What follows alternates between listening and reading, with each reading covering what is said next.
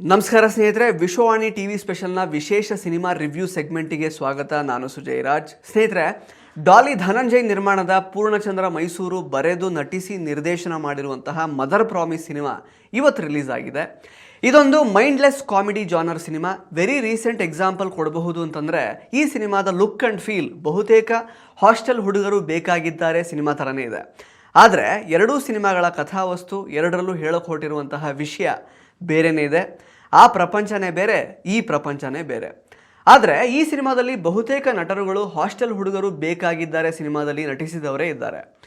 ಇದೊಂಥರ ಹಿಂದಿಯ Golmaal, welcome, Hera Pheri kind of logicless ಸಿನಿಮಾಗಳ ಸಾಲಿಗೆ ಸೇರುತ್ತೆ. ಆ್ಯಂಡ್ ಬೈ ದ ವೇ, ಕಳೆದ ಒಂದು ವಾರದಿಂದ ಬೇರೆ ಬೇರೆ ಜಾಗಗಳಿಂದ ಮದರ್ ಪ್ರಾಮಿಸ್ ಸಿನಿಮಾದ ಪೇಯ್ಡ್ ಪ್ರೀಮಿಯರ್ ಶೋಗಳ ರೆಸ್ಪಾನ್ಸ್ ವಿಡಿಯೋಗಳು ಸೋಷಿಯಲ್ ಮೀಡಿಯಾದಲ್ಲಿ ಸಾಕಷ್ಟು ಸದ್ದು ಮಾಡ್ತಾ ಇದೆ.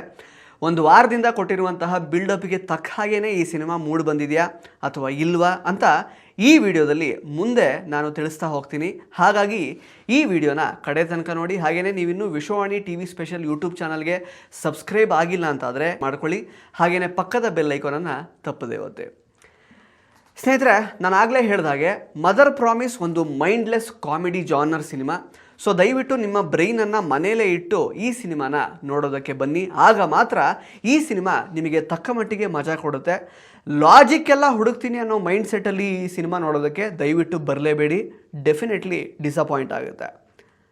ಆ್ಯಂಡ್ ಈ ಸಿನಿಮಾದ ಒನ್ ಲೈನ್ ಸ್ಟೋರಿ ಬಗ್ಗೆ ಹೇಳಬೇಕು ಅಂತಂದರೆ, ಬೆಂಗಳೂರಲ್ಲಿ ಇಬ್ಬರು ಡಾನ್ಗಳಿರ್ತಾರೆ.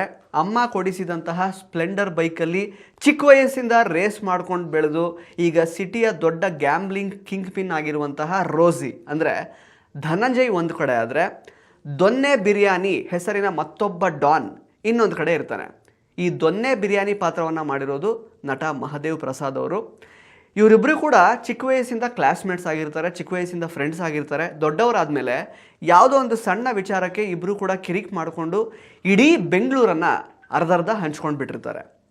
IPL 2025 ಫೈನಲ್ಸ್ ವಿನ್ ಆಗಿ RCB ಕಪ್ಪನ್ನು ಗೆದ್ದ ಮೇಲೆ ಈ ಎರಡೂ ಡಾನ್ಗಳ ಗ್ಯಾಂಗ್ನವರೆಲ್ಲ ಅದಲು ಬದಲು ಆಗಿ ಹೋಗಿ ದೊಡ್ಡ ಒಂದು ದೊಂಬಿ ನಡೆಯುತ್ತೆ.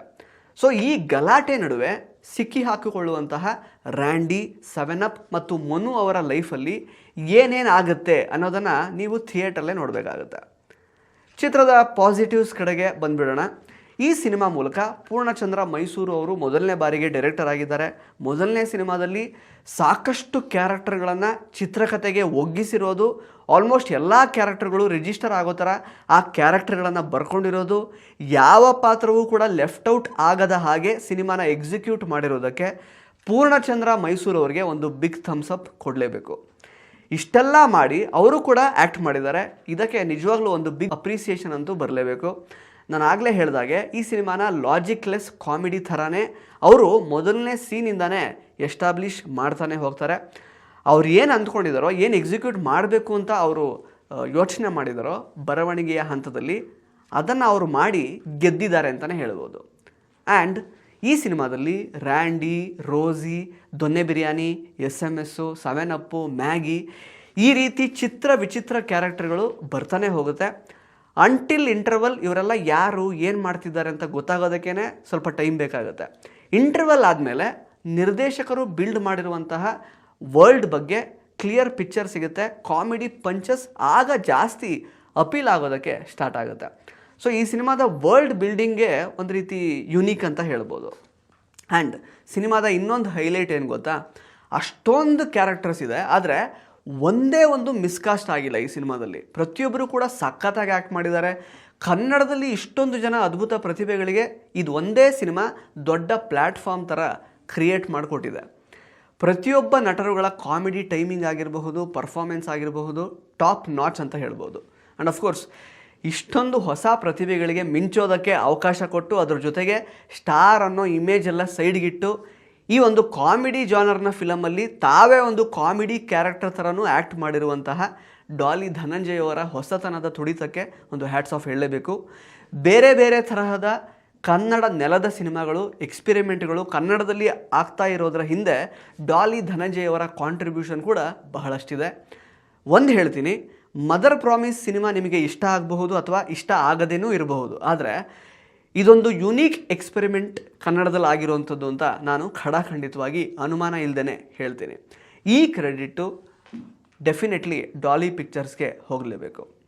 ಆ್ಯಂಡ್ ಪಾತ್ರಗಳ ವಿಚಾರಕ್ಕೆ ಬರೋದಾದರೆ SMS ಪಾತ್ರ ಮಾಡಿರುವಂತಹ ಶ್ರೀವತ್ಸ್ ಅವರಾಗಿರಬಹುದು, ರ್ಯಾಂಡಿ ಪಾತ್ರ ಮಾಡಿರುವಂತಹ ಪೂರ್ಣಚಂದ್ರ ಮೈಸೂರು ಆಗಿರಬಹುದು, ದೊನ್ನೆ ಬಿರಿಯಾನಿ ಪಾತ್ರ ಮಾಡಿರುವ ಮಹದೇವ್ ಪ್ರಸಾದ್ ಆಗಿರ್ಬೋದು, social media sensation Yashwant Shetty ಅವರಾಗಿರ್ಬೋದು, ರೋಸಿ ಪಾತ್ರ ಮಾಡಿರುವ ಡಾಲಿ ಧನಂಜಯ್ ಆಗಿರ್ಬೋದು, ಇನ್ನೂ ಸಾಕಷ್ಟು ಜನ ಇದ್ದಾರೆ. ಇನ್ಫ್ಯಾಕ್ಟ್ ಚಿ ಗುರುದತ್ ಒಂದು ಸ್ಪೆಷಲ್ ಒಂದು ಕ್ಯಾಮಿಯೋದಲ್ಲಿ ಕಾಣಿಸ್ಕೊಳ್ತಾರೆ ಮ್ಯಾಗಿ ಅನ್ನೋ ಪಾತ್ರದಲ್ಲಿ, ಆ ಪಾತ್ರ ಆಗಿರ್ಬೋದು.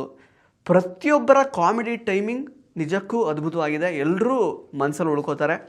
ಇದ್ರ ಜೊತೆಗೆ ಈ ಸಿನಿಮಾದಲ್ಲಿ Banashankari beach, Nagarbhavi port area, Hosakerehalli beach ತರಹದ ಕೆಲವೊಂದಷ್ಟು ಕ್ವೆರ್ಕಿ ರೆಫರೆನ್ಸಸನ್ನು ಕೆಲವೊಂದು ಸೀನ್ಸಲ್ಲಿ ಬಳಸಿದ್ದಾರೆ.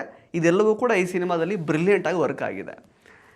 2 ಗಂಟೆ 49 ನಿಮಿಷ ಇರುವಂತಹ ಈ ಸಿನಿಮಾ ಬಿಟ್ಸ್ ಆ್ಯಂಡ್ ಪೀಸಸಲ್ಲಿ ಎಂಟರ್ಟೈನ್ ಮಾಡ್ತಾನೆ ಹೋಗುತ್ತೆ. ಈ ಸಿನಿಮಾದ ಪೇಸ್ಗೆ ತಕ್ಕ ಹಾಗೆ ನವನೀತ್ ಶ್ಯಾಮ್ ಅವರ ಸಂಗೀತ ಎಲ್ಲ ಸೀನ್ಗಳನ್ನು ಎಲಿವೇಟ್ ಮಾಡುತ್ತೆ. ಈ ಸಿನಿಮಾಗೆ ಬೇರೆದೇ ಮೂಡನ್ನು ನವನೀತ್ ಶ್ಯಾಮ್ ಅವರ ಮ್ಯೂಸಿಕ್ ಕ್ರಿಯೇಟ್ ಮಾಡಿ ಕೊಡುತ್ತೆ. ಓವರಾಲ್ ನಿಮ್ಮ ತಲೆಗೆ ಜಾಸ್ತಿ ಏನು ಕೆಲಸ ಕೊಡದೇನೆ ಲೈಟ್ ಹಾರ್ಟೆಡ್ ಆಗಿ ಈ ಸಿನಿಮಾ ನಿಮ್ಮನ್ನು ಅಲ್ಲಲ್ಲಿ ಎಂಟರ್ಟೈನ್ ಮಾಡ್ತಾನೆ ಹೋಗುತ್ತೆ.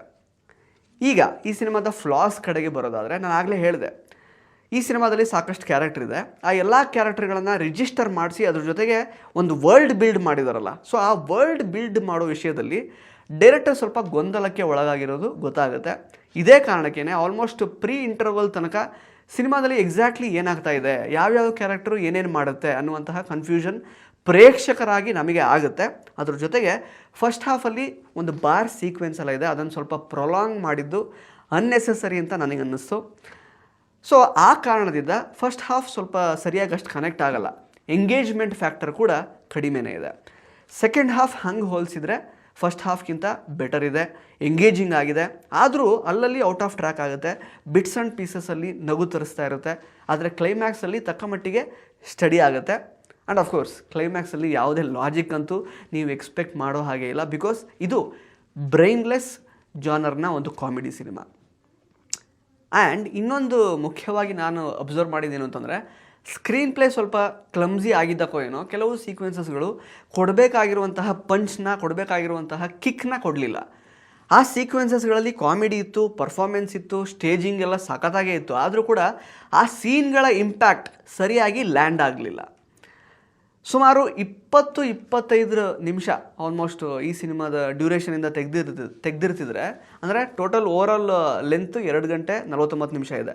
ಅದರಲ್ಲಿ ಒಂದು 25 ನಿಮಿಷ ಟ್ರಿಮ್ ಮಾಡಿ ಒಂದು 2 ಗಂಟೆ 15 ನಿಮಿಷಕ್ಕೆ ಈ ಸಿನಿಮಾದ ಡ್ಯೂರೇಷನನ್ನು ಇಳಿಸಿರ್ತಿದ್ರೆ ಡೆಫಿನೆಟ್ಲಿ ಈ ಸಿನಿಮಾ ನಿಜಕ್ಕೂ ಒಂದು ಎಂಗೇಜಿಂಗ್, ಒಂದು ಸ್ಯಾಟಿಸ್ಫ್ಯಾಕ್ಟರಿ ಎಕ್ಸ್ಪೀರಿಯೆನ್ಸನ್ನು ಕೊಟ್ಬಿಟ್ಟಿರೋದು.